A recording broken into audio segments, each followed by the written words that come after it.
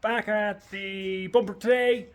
My Dremel gave up the ghost as I got started, so I kind of got one side of the bumper done, the left side, and went at it today. So I'll show you what I have because I want to try and make a little bit of progress on this because the FTO is coming back from Precision Tinted Graphics tomorrow, and for anyone who knows what that means, the livery. I finally get to see version 2 of the Project Panda, and yeah, I'm pretty psyched. There was a couple of tweaks to happen since I've last seen it and signed off on the car, so this will be kind of final form ish look. So I'm super stoked about it. The inner 10-year-old in me is absolutely over the moon, and that's all that really matters, because let's be honest, we race cars to make our inner child happy. So here we are, and I'll show you where I am with the bumper.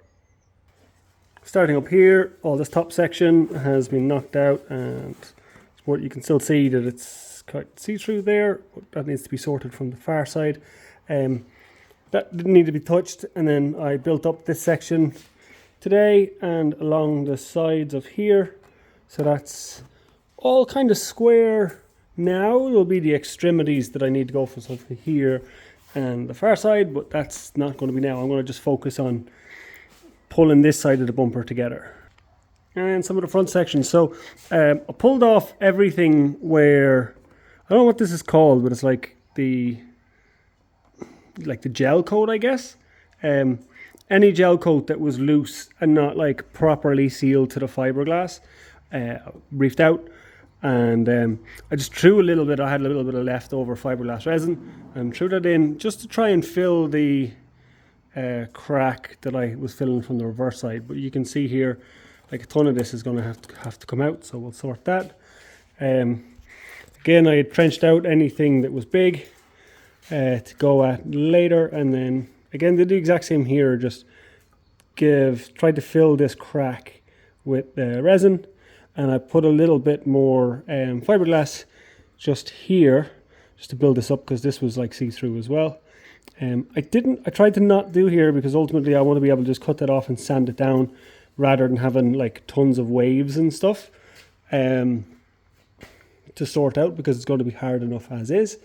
And then here did the same thing, just filled those cracks in.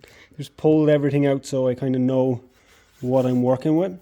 I'll have some fiberglass filler and stuff, and with the back side of this now backed up, because this is actually pushed, this part is pushed out further than it should be, and this one is pushed in, so I'm gonna have to like open this right up to stop the crack kind of overlapping, and then fix that and build it back up. So that'll be next.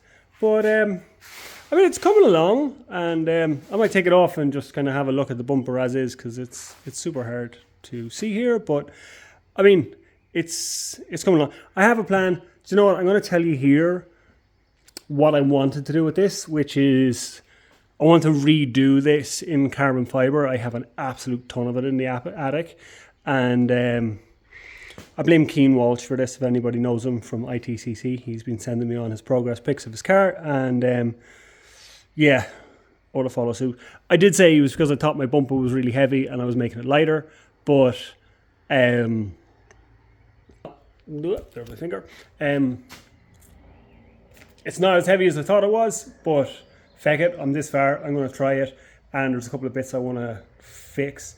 I want to duct out the front of my bumper, so this gives me another option, because I'll have that all blocked off and I can open up just enough for my intercooler and stuff, and that's it. So this is probably going to take a little bit of a back seat over the course of the next week or two. I'm going to tip away on it when I want, because it's a nice little project, but I always get stuck doing like a last minute push for having the car ready for the next track day, and I have a couple of bits that I need to get done, so I want to try and get them done or front loaded as soon as possible, and go from there.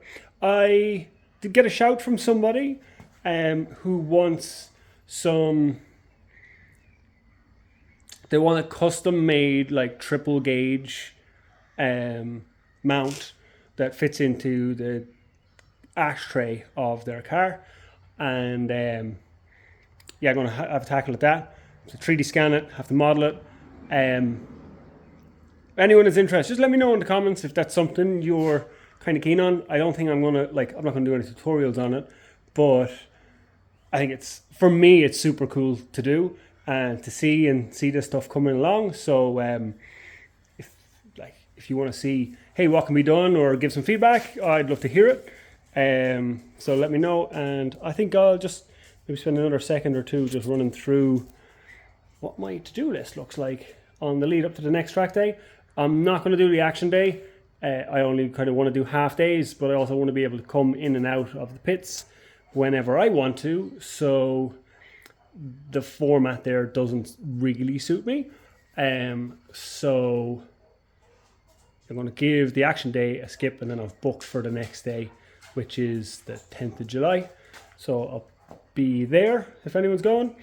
It'd be cool to see some people, and I'll show you what I'm working towards. So I'm pretty sure I have a little hole in my fuel filler neck, and when I'm doing right-handers, I'm losing a little bit of fuel out, so I want to get that gone. Power steering, anyone who knows an FTO, if you remove the aircon system on your car, effectively you lose your power steering belt. You can like wedge a really tight one on, but it's not good for the crank.